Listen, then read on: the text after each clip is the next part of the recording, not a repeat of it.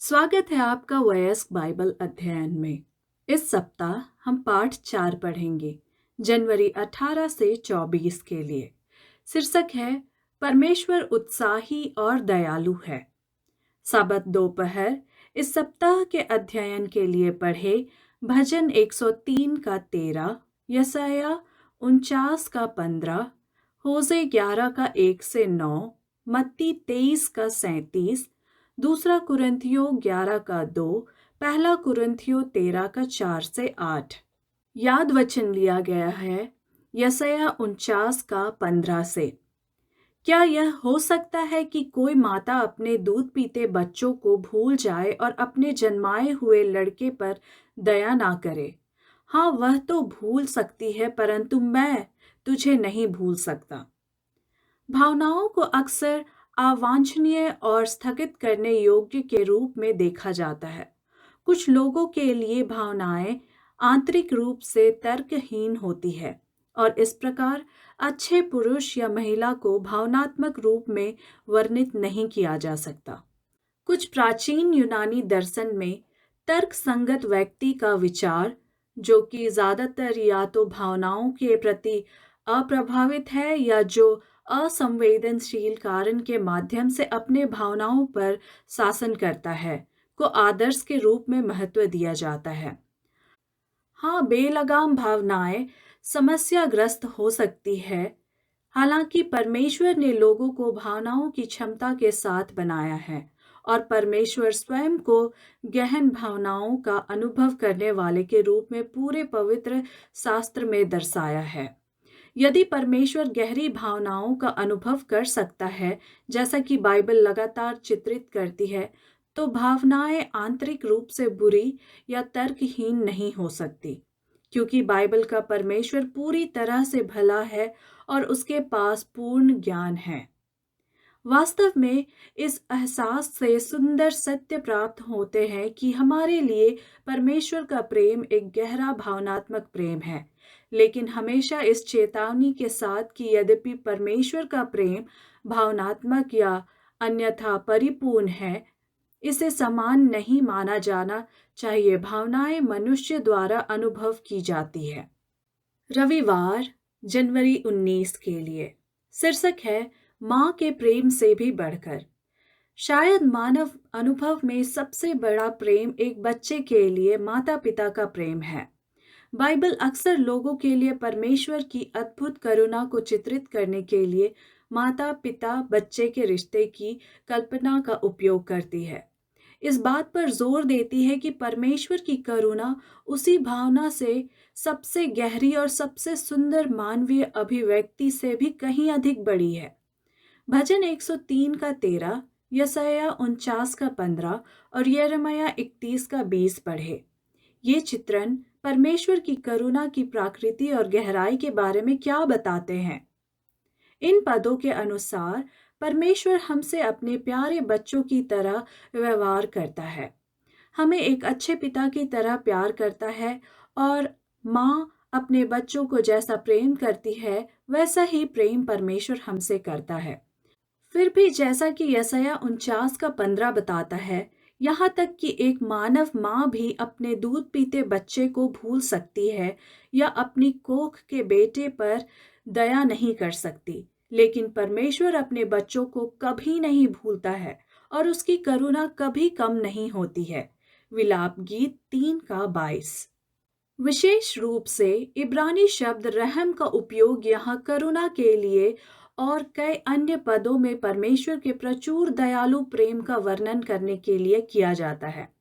ऐसा माना जाता है कि यह इब्रानी शब्द गर्व यानी रहम से लिया गया है और इस प्रकार, जैसा कि विद्वानों ने नोट किया है, परमेश्वर की करुणा गर्व जैसी मातृ प्रेम है। वास्तव में यह किसी भी मानवीय करुणा से कहीं अधिक बढ़कर है, यहाँ तक कि एक माँ की अपने नवजात शिशु के प्रति करुणा से भी बढ़कर।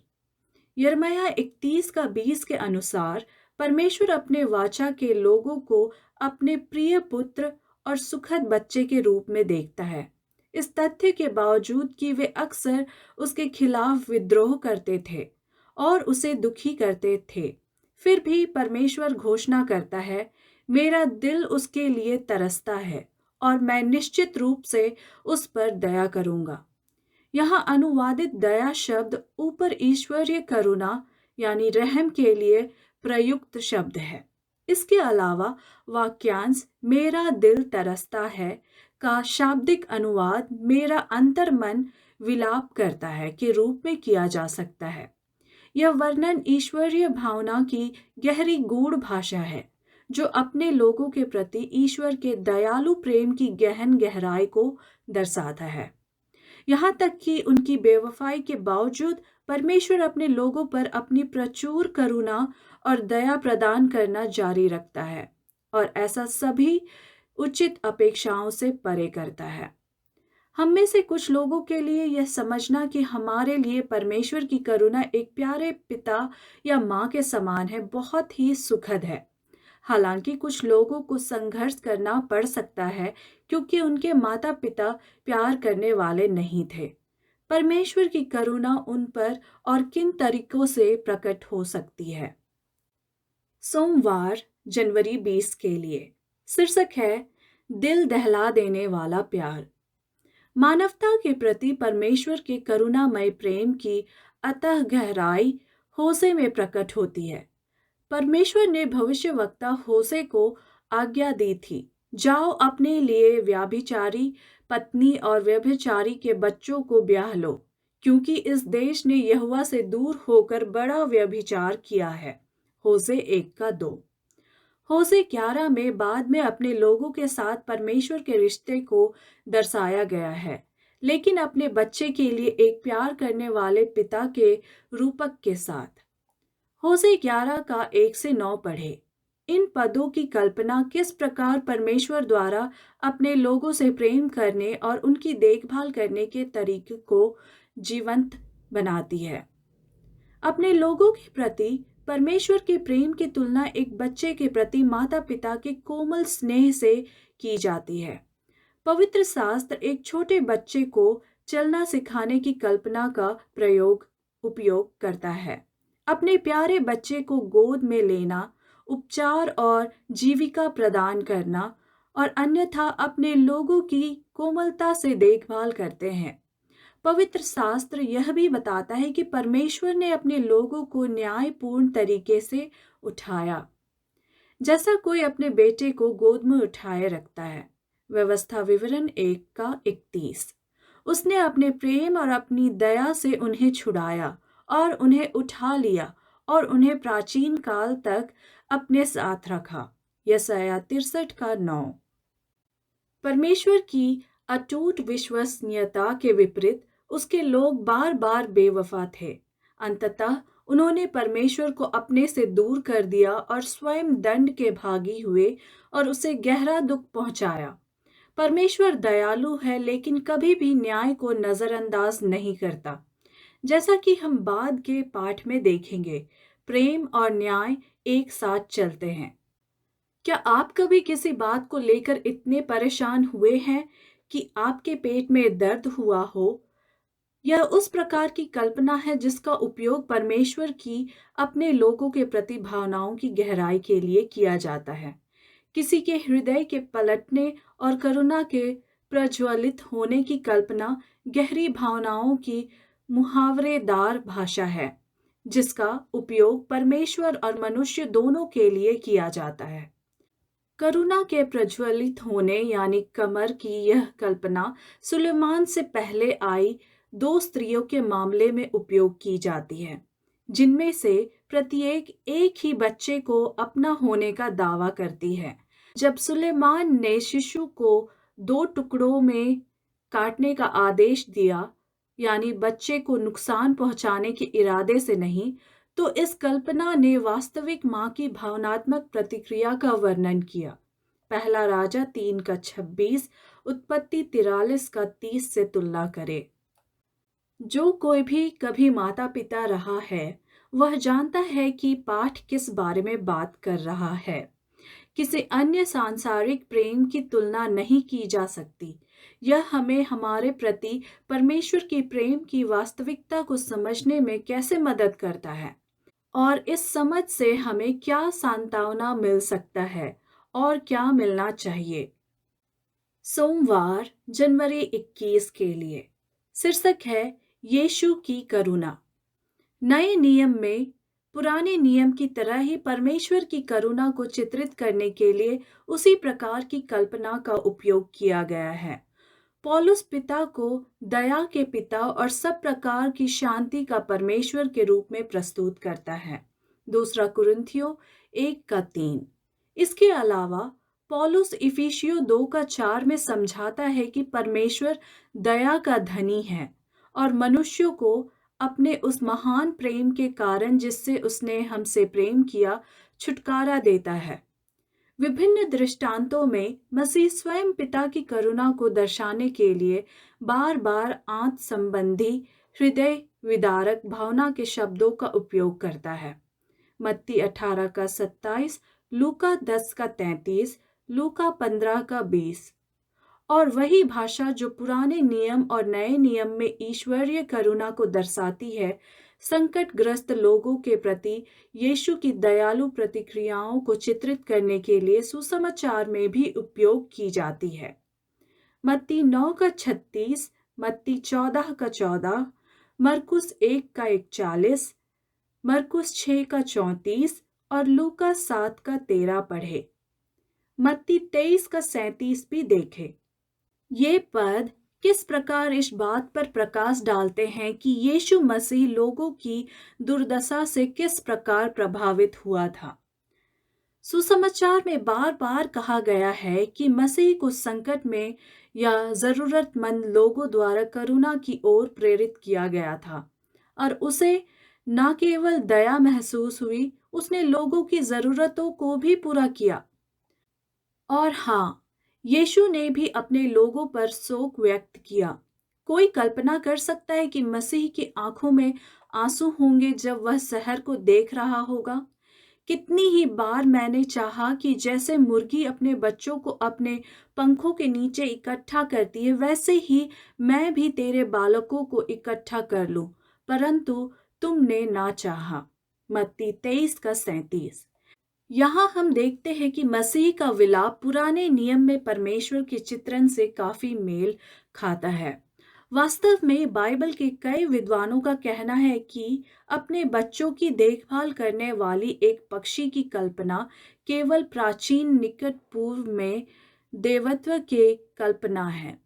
यहाँ कई लोग व्यवस्था विवरण 32:11 में परमेश्वर की कल्पना को एक पक्षी के रूप में देखते हैं जो अपने बच्चों पर मंडराता है, उनकी रक्षा करता है और उनकी देखभाल करता है। हमारे प्रति परमेश्वर के महान दयालु प्रेम का स्वयं यीशु से बड़ा कोई उदाहरण नहीं है, जिसने प्रेम के अंतिम प्रदर्शन में हमारे लिए स्वयं को दे दिया। फिर भी मसीह न केवल परमेश्वर की आदर्श छवि है, वह मानवता का आदर्श भी है। हम अपने जीवन को मसीह के जीवन के अनुरूप कैसे बना सकते हैं? दूसरों की महसूस की गई जरूरतों पर ध्यान केंद्रित कर सकते हैं और इस प्रकार न केवल परमेश्वर के प्रेम का प्रचार कर सकते हैं, बल्कि इसे मूर्त तरीकों से दिखा सकते हैं। बुधवार जनवरी 22 के लिए शीर्षक है एक जलन रखने वाला परमेश्वर। बाइबल का परमेश्वर दयालु परमेश्वर है। इब्रानी में परमेश्वर को एक रहूम कहा जाता है। व्यवस्था विवरण 4:31। शब्द एल का अर्थ है ईश्वर और रहूम करुणा यानी रहम की जड़ का एक अलग रूप है। फिर भी परमेश्वर को न केवल दयालु परमेश्वर बल्कि जलन रखने वाला परमेश्वर भी कहा जाता है। एलकाना, जैसा कि व्यवस्था विवरण 4:24 में कहा गया है, तुम्हारा परमेश्वर यहोवा भस्म करने वाली आग, जलन रखने वाला परमेश्वर है। एलकाना। देखें व्यवस्था विवरण 4:24, व्यवस्था विवरण 6:15, यहोशू 24:19, नाहूम 1:2। पहला कुरिन्थियों 13:4 घोषणा करता है कि प्रेम ईर्ष्यालु नहीं है। तो फिर यह कैसे हो सकता है कि परमेश्वर एक जलन रखने वाला परमेश्वर है?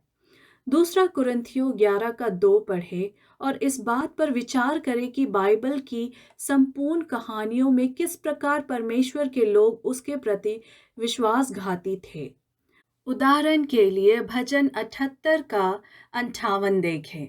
ये अनुच्छेद ईश्वरीय ईर्ष्या या जलन को समझने पर क्या प्रकाश डालते हैं।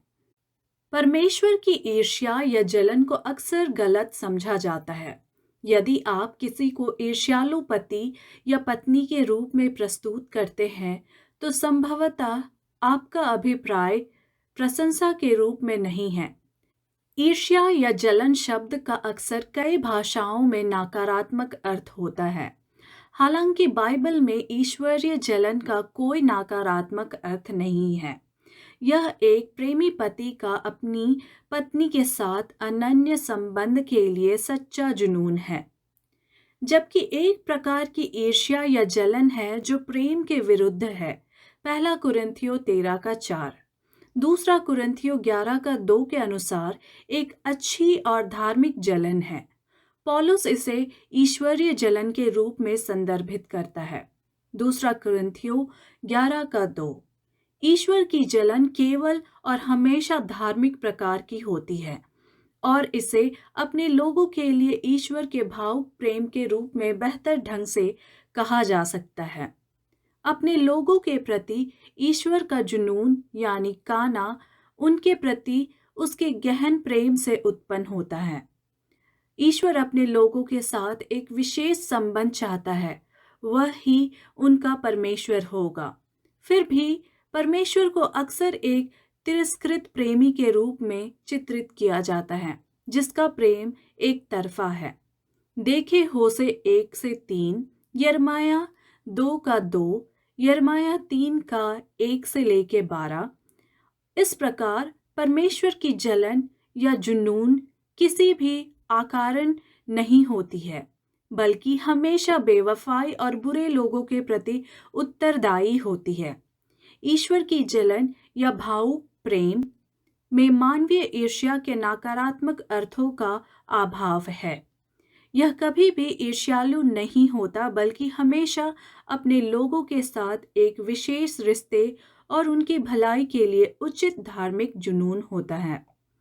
हम दूसरों के प्रति उसी प्रकार की अच्छी जलन को प्रतिबिंबित करना कैसे सीख सकते हैं जो ईश्वर हमारे प्रति प्रदर्शित करता है। गुरुवार जनवरी 23 के लिए शीर्षक है दयालु और भावुक। बाइबल का परमेश्वर दयालु यानी तरस खाने वाला और भावुक है, और ये ईश्वरीय भावनाएं यीशु मसीह में सर्वोच्च उदाहरण है।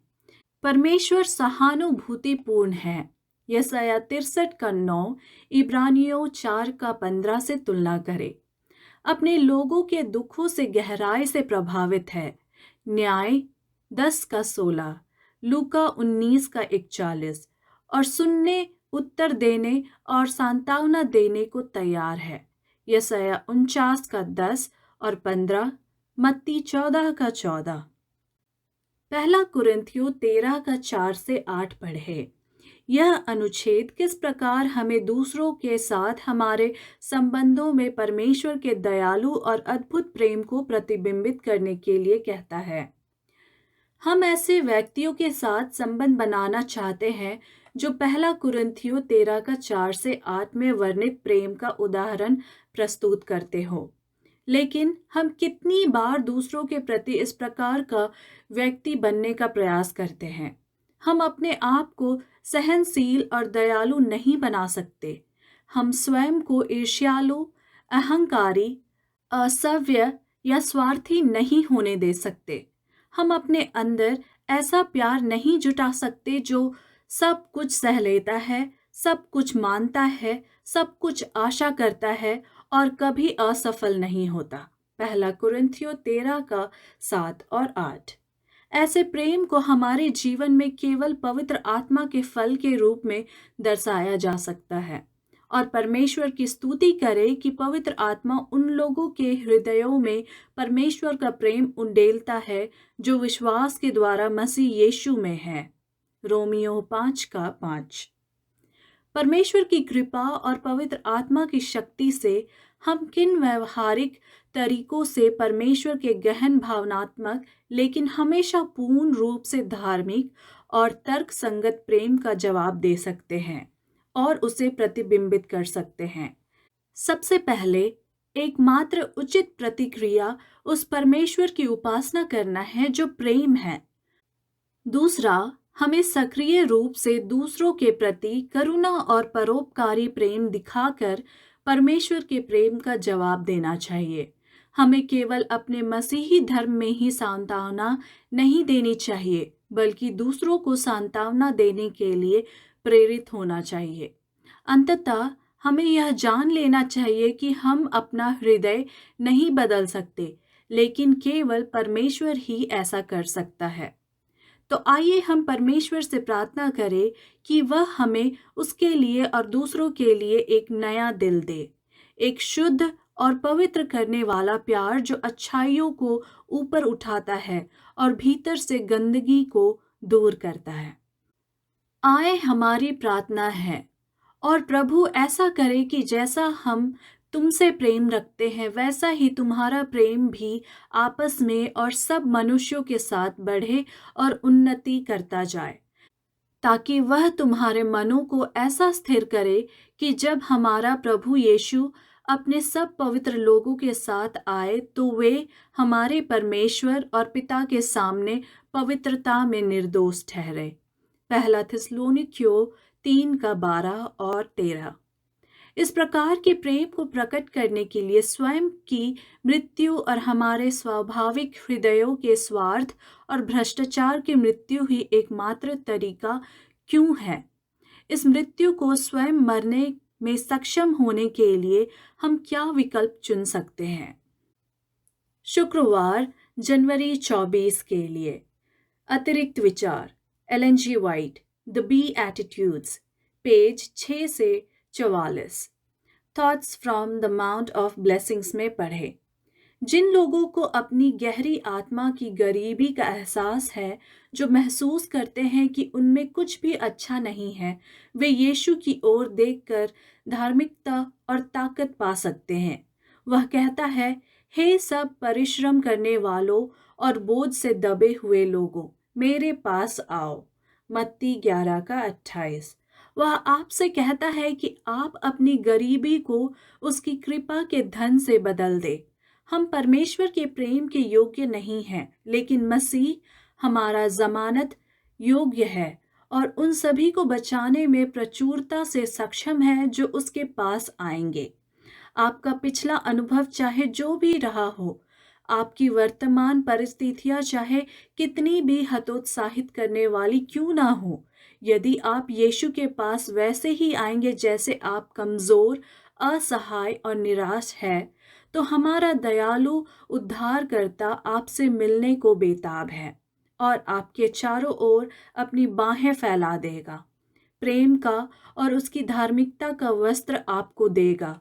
वह हमें अपने चरित्र के श्वेत वस्त्र पहनाकर पिता के सामने प्रस्तुत करता है। वह हमारी ओर से परमेश्वर के समक्ष विनती करते हुए कहता है, मैंने पापी का स्थान ले लिया है। इस नादान बालक की ओर मत देखो, बल्कि मेरी ओर देखो। क्या शैतान हमारी आत्माओं के विरुद्ध जोर जोर से याचना करता है, पाप का आरोप लगाता है और हमें अपना शिकार होने का दावा करता है। मसीह का खून इससे अधिक सशक्त ढंग से याचना करता है।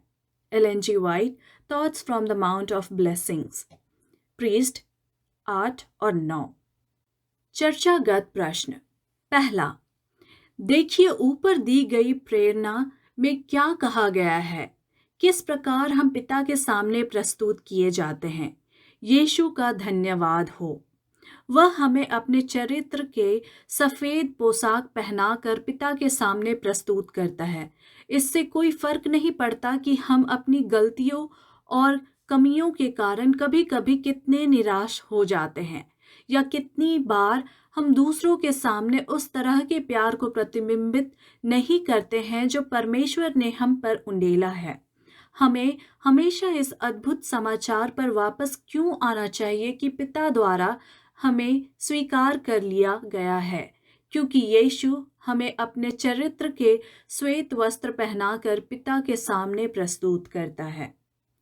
दूसरा, उन दो स्त्रियों के मामले में कल्पना कीजिए कि माँ को कैसा महसूस हुआ होगा जो सुलेमान के सामने आई और उन्होंने एक ही बच्चे को दावा किया कि वह मेरा बच्चा है। पहला राजा 3:26 में वर्णित भावना की भाषा पर फिर से विचार करें। यह उसी प्रकार की भाषा पर कैसे प्रकाश डालता है जिसका उपयोग होशे 11:8 में अपने लोगों के लिए परमेश्वर की भावनाओं का वर्णन करने के लिए किया जाता है। तीसरा, पूरे सुसमाचार में हमने देखा है कि यीशु अक्सर लोगों की ज़रूरतों को देखकर तरस खाता था और उसने क्या किया? उसने इस तरह से कार्य किया जिससे लोगों की ज़रूरतों को पूरा किया जा सके। ऐसे कौन से व्यवहारिक तरीके हैं जिनसे आप एक व्यक्ति के रूप में या शायद एक वर्ग के रूप में उन लोगों की ज़रूरतों को पूरा कर सकते हैं जिन्हें मदद की ज़रूरत है? धन्यवाद। परमेश्वर आपको आशीष दे।